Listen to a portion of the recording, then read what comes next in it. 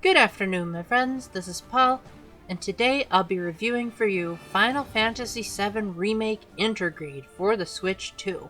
It's about darn time that we Nintendo owners can finally play Final Fantasy VII Remake Intergrade. We did eventually get Final Fantasy VII on the regular Switch, but that was more or less just a port with a couple of toggles to make it more accessible. So it's great to finally get the definitive cinematic experience that everyone else got 6 years ago. So before we get too into it, as I usually do whenever I review a remake or a remaster, I have to talk about the changes made, which is going to be a bit complicated this time around because there are so many different versions of Final Fantasy VII, and the Switch edition of this remaster also comes with its own perks, so bear with me as I go along.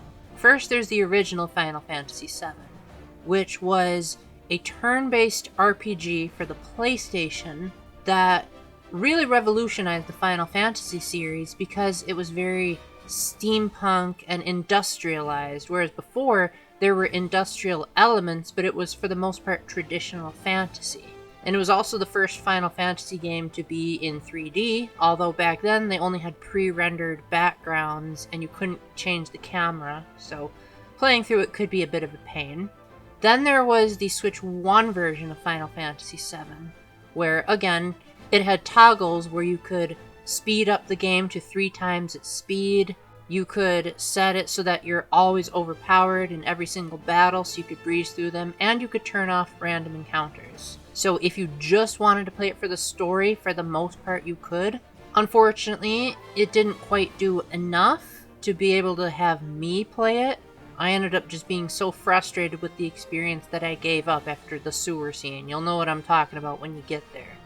So then, in 2020, we had Final Fantasy VII Remake, which was a full, from-the-ground-up reimagining of Final Fantasy VII, albeit the first game in a trilogy, because they tended to take these small scenes in the original and really expand on them so that it might take several hours. They introduced new characters and new mechanics and new enemies, and things played out both very similar and very different to how you remember. They also went all out on the production values with cinematic angles and camera controls and voice acting and, quite frankly, some of the most beautiful graphics I have ever seen. But again, we'll get there in due time. Then we had Final Fantasy VII Remake Intergrade, which was for the PlayStation 5, that updated some of the textures and the graphics. It updated one of the ending cutscenes so that it flowed better into the later games in the trilogy. It added a photo mode, and perhaps most importantly, it added a new side story where you played as a ninja named Yuffie and got a bit more background on her, as well as getting to play 2 brand new chapters. And now, we finally come to the Switch 2 version, which contains all that I just said, in addition to even more options to streamline the experience. Now you can choose to play in classic mode, either on normal or on easy, where the characters will move and do basic attacks and defense by themselves, but you choose when they do commands. Now you can always take control of your character whenever when you're playing in classic mode. It's not like the Super Guide where they kind of restrict you, but it is a nice way for the game to automate the battles if you really just want the story, and if you don't like the action-oriented nature that the remake took as opposed to the turn-based nature of the original games. There are also streamlined progression options where, just like the Switch 1 version of Final Fantasy VII, you can truly break this game apart just like the old Game Shark days. Just about everything you can think of. Unlimited money, unlimited potions, limit gauge always full, you name it, they have it. Now, for the most part, I didn't really use too many of these streamlined progression options. I never even touched classic mode until I got to Yuffie's story. But I did appreciate that the game let you switch the difficulty at just about any time. I beat most of the game on normal. You eventually unlock hard difficulty, but I did appreciate that if the game crashed or if a boss was just too hard, I could retry it on easy and it became much easier. I feel like people might find easy to be a bit too easy at times, so definitely experiment around to see which one is more comfortable for you. So, now that we've finished talking about all those changes, and I probably still missed some, let's talk about what Final Fantasy VII Remake Intergrade is all about. The main gist of the game is that it is taking a turn-based RPG and turning it into an action RPG that has some turn-based elements. I would say probably the best comparison would be Xenoblade Chronicles, because you can target enemies individually, and your attacks do more effective damage depending on where you hit them, and possibly taking a page from Xenoblade Chronicles X's book, you can sometimes even target individual body parts of bigger enemies, and that can sometimes stagger the enemies more. While it may seem like the game has turned into a button masher, there's actually quite a lot of strategy involved. To take Cloud, for example, the first character that you get in your party, and also the protagonist of this adventure, he has two different modes of play, Punisher mode and Operator mode. One is slower but heavier, and the other is really, really quick. And when he's slower, he has an easier time parrying enemies' attacks. So depending on your playstyle, you can switch back and forth between the two pretty much whenever, even though in my opinion both of them are phenomenal, and the cinematography in Cloud's swordplay is absolutely incredible. Each character has up to 2 action point gauges, and these action point gauges allow you to do pretty much any action that isn't just attacking and defending. You can do special abilities that are unique to the character that, depending on how powerful they are, they'll either take up 1 bar or 2 bars. So for example, if we go to Cloud again, he has the Braver, which allows him to do a jump attack on an enemy, or a focused thrust, where he shoots himself forward and can hit multiple enemies in a line. Then there are spells, which take up magic points in addition to action points. So for example, casting fire or casting a healing spell will do that. And then there are items, which both take up a resource and they take up action points. So making sure that you are constantly keeping an eye on the blue bars near the bottom of the screen is key, because if you run out of action points, you kind of just have to run around and wait for it to fill back up before you can do basically anything. Now, the way guarding works is that it reduces the damage taken from attacks, but if you guard at just the right time, sometimes you can parry. I, in particular, am not that great at guarding, but there is also an option to roll out of the way of attacks. Depending on who you're playing as can affect how you roll out of the way, but in general I liked this edition as it made it feel more like Dynasty Warriors, where dodging was pretty much essential to getting past most of the enemy's attacks. You don't get the flurry rush that you would in Breath of the Wild, but it is still really satisfying to dodge an enemy's attack at just the right moment, even if it seems like the AI is really advanced and can almost always predict where you're going to go, which is great. I like a good challenge, but it very rarely felt too steep. And as someone who loves the Hyrule Warriors and Fire Emblem Warriors games, this switch to an action RPG was incredible. I absolutely loved this change in direction. But not only did they change the genres, but sometimes this switch to action actually made the battles way more interesting. Sometimes you'd have to try to get behind the enemies, or sometimes the enemies would attack in ways that just wouldn't be possible in the original. Like maybe they'd fly out of range, and so you'd have to use either magic or a long-ranged character just to even hit the enemy. Or sometimes the bosses might destroy part of the arena, or they'll take up so much space that your party is separated. And it's absolutely amazing how much they take advantage of things like verticality and environmental space that you just wouldn't have thought of in playing the original Final Fantasy VII. The spectacle of this game is absolutely out of this world. I might go so far as to say Final Fantasy VII Remake in general is the most gorgeous game I have ever seen on any system. The cinematography, the graphics, especially the HDR, are all just out of this world beautiful. Now, for those that don't know, HDR stands for High Dynamic Resolution. So basically what it means is there's just a lot of contrast between that which is bright and that which isn't. So if you only have, say, a lantern in the middle of a dark cave. That lantern is going to feel significantly brighter than the darkness around it. So as a result, the lighting in this just feels so much brighter when sparks fly from your weapons, or when there's an explosion or a fire, or when you're in a city lit by street lamps. It's an absolute assault on the senses in the best way possible.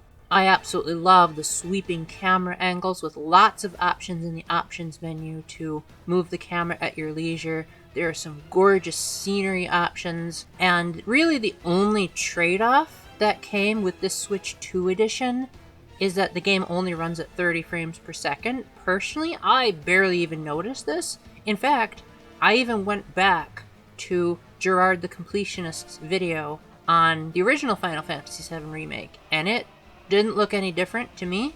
It could be that Intergrade was the one that added 60 frames and I just watched the original, but really, apart from a couple of times in the early game where maybe my inputs were a bit delayed, it still felt really fast. Sure, Cloud is a bit of a slow-moving character, but that's to be expected with the giant sword that he has. When you're outside of the battles, there's also a pretty cool upgrade system that the game has. You can mix and match between different weapons as you progress, even though I never used this and just stuck to the first weapon for every character, because every other weapon would always say that it would decrease your stats. But then you can also have an upgrade tree, which wasn't in the original Final Fantasy VII, where you would earn skill points whenever you leveled up. And you could use these skill points to purchase even more buffs, such as more slots for materia, which I'll get to in a minute, more attack, more defense, etc. Materia are these gems that you can find throughout the world that give you different abilities, and depending on your weapon and what armor you have on, you can equip different numbers of materia on a per character basis. Sometimes materia will contain entire moves in your arsenal, like the ability to cast spells, while other times they provide passive buffs, like more health. Mixing and matching the materia is always so much fun, and it's especially rewarding that you have to seek these out. Almost none of the materia are just lying around in plain sight. They usually involve going off the beaten path to try to find them or purchasing them from shops. To break up the action, you'll move around in full 3D, and you even have the ability to dash most of the time, which makes traveling way quicker, because in the original Switch 1 version of Final Fantasy VII, you had to use a toggle to make the game go at ×3 speed, which also meant that the dialogue would go faster and sometimes the animations would appear unnatural because they were going so fast. So it's nice that this remake gives you an option to just simply make Cloud, or whatever character you're playing as, run a lot faster. The game also has a handful of mini-games spread throughout the main adventure to break up the action so you're not just running to the next action sequence. These minigames are pretty hit or miss, as sometimes if they involve tilting the control stick in specific directions at a specific time, the game didn't always read my inputs. I'm starting to wonder if that's a Switch exclusive issue, because I had that same problem with Another Code Recollection, where I nearly didn't even beat the game, because it just would not register when I was rotating the stick in the right direction. But thankfully these minigames are so few and far between that it wasn't really too much of a problem. The game also finally has a map, as well as a compass, that you can freely toggle between or just flat out turn it off if you don't want any UI. While the map is significantly more helpful than the cluster that was the levels in the original, sometimes it could be a bit helpful. Like, you'd see a destination marker in one direction, but in order to get there, sometimes you'd have to do this wild U-turn around a wall, and the map wouldn't indicate that you needed to do that. But having a map is a heck of a lot better than nothing. Unfortunately, I feel like there's one demographic of players that are not going to like Final Fantasy VII Remake, and that's claustrophobic people.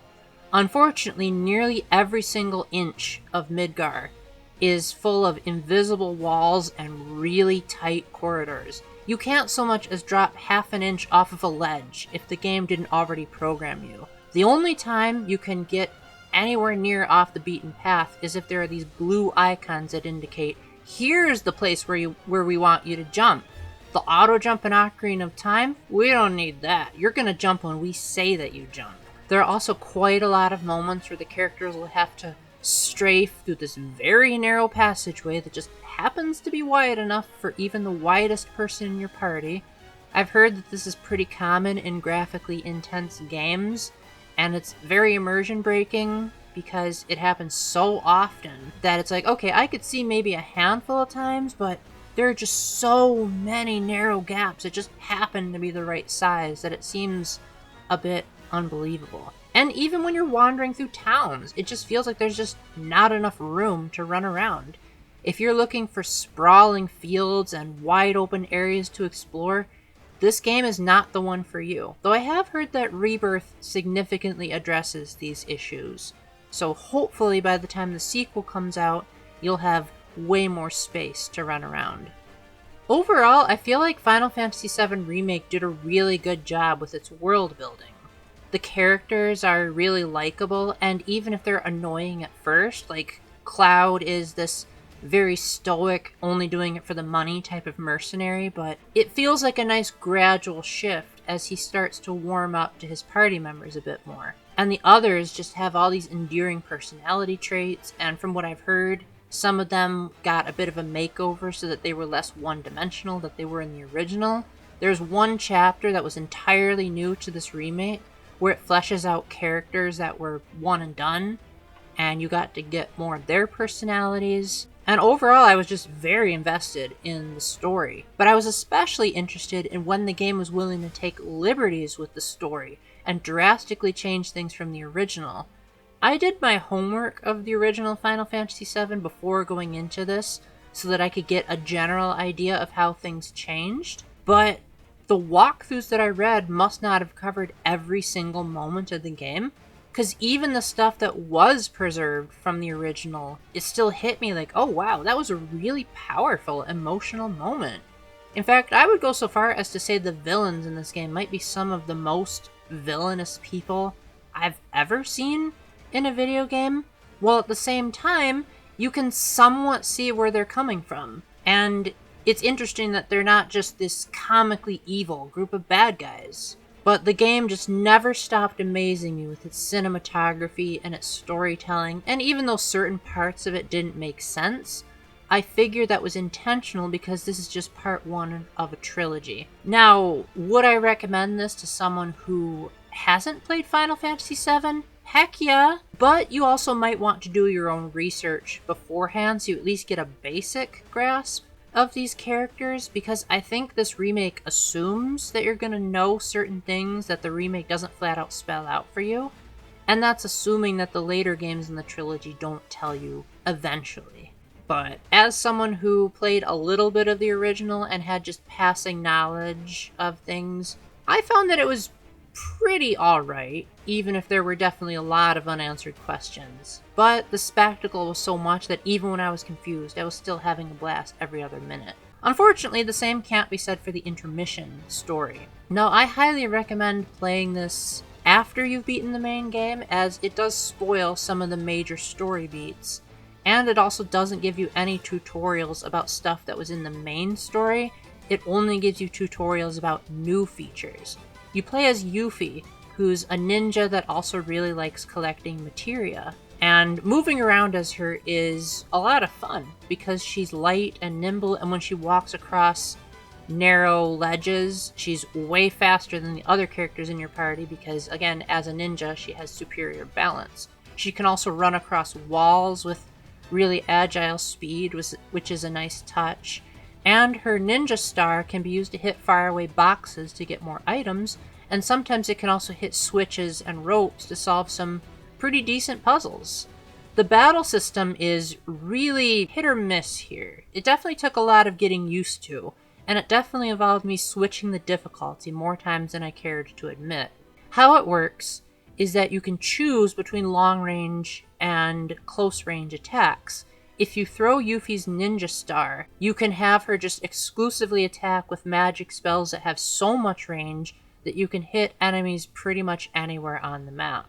Unfortunately, it took until near the very end of her campaign for me to finally figure this out, so it felt like I wasn't entirely sure what she was going to do, and as a result, the enemies absolutely clobbered me. You do eventually get a second party member named Sonon, but you don't directly control him. You just control when he uses his action points. But what you can do is if at least one character has a full bar of action points, you can synchronize together where basically Yuffie and Sonon will attack simultaneously, and they'll also have altered special moves that allows both of them to do a special attack. So for example, Yuffie has a special attack called Art of War, but if you're synchronized, you can do a synchronized Art of War, where she and Sonon will both do the special attack to make it even more powerful. This is a pretty cool mechanic that I regret to say I completely forgot about until near the game's final act. And when I did put it on, when I got some footage for this review, I was like, wow, that would have saved me so much trouble. Yuffie's story, unfortunately, just didn't have the same weight as the main story did. Apart from near the end, I was feeling nothing throughout the whole thing. And I was especially annoyed that near the beginning there was this like MMO-styled board game that was required, and it was the only time in the game that that board appeared. There's also only one time in the game when you can accept side quests, and from there it's just railroaded straight to the next objective. While I liked the banter between Yuffie and Sonon, it didn't feel like it added anything to the overall story, and if it did, I certainly haven't figured out the payoff until Rebirth. Plus, it's only 2 chapters long, so you don't get too much time to really spend meaningful amounts of time with these characters. Yuffie was fun to control at times, but I found myself wishing that I could just go back to playing as the party in the main game. That being said, if Yuffie ends up being a significant character later in the trilogy, I'm glad that I got this introduction to her, as she is a really spunky and easygoing girl that is always a blast whenever she talks. It's just a shame that the story surrounding her was so uninteresting that it didn't do enough with that kind of personality. Overall, I loved Final Fantasy VII Remake Intergrade. Besides the very cramped corridor nature of the level design, I don't really have too many complaints about it. Yes, I may not have liked Yuffie's story as much as the main game, but even that was serviceable, even if it was kind of forgettable. The production values are probably the best I've ever seen on a video game console. The game is gorgeous, it has wonderful cinematography, spectacular music, amazing voice acting, and a great cliffhanger for Final Fantasy VII Rebirth. Now this game costs $40 if you don't include the digital deluxe version. And I do think that's a really good price, considering that it's a PlayStation 5 game that also includes the Intergrade DLC. Now you can rent this, but it is a keycard, and that's the way that I did it. But just be warned, this game takes up a lot of space. So either make sure that you've cleaned out all the games that you don't want to play right away, or invest in a micro SD card express. But with the graphics and the cinematography being this good, I feel like the added file size makes total sense here. Unless if you have claustrophobia, I can recommend this to anyone who is a fan of action RPGs and especially fans of the original. I think you guys will really like how this game turns out, and we get confirmation that Final Fantasy VII Rebirth is coming to the Switch 2 in June, so hopefully before long I'll be back with my review of Part 2. So with that, thank you very much for watching. I hope this review wasn't too long for you guys. Let me know down in the comments if I wasn't clear on anything, and I will answer your questions. And until the next time, remember to keep the faith, stay epic, and God bless. Bye!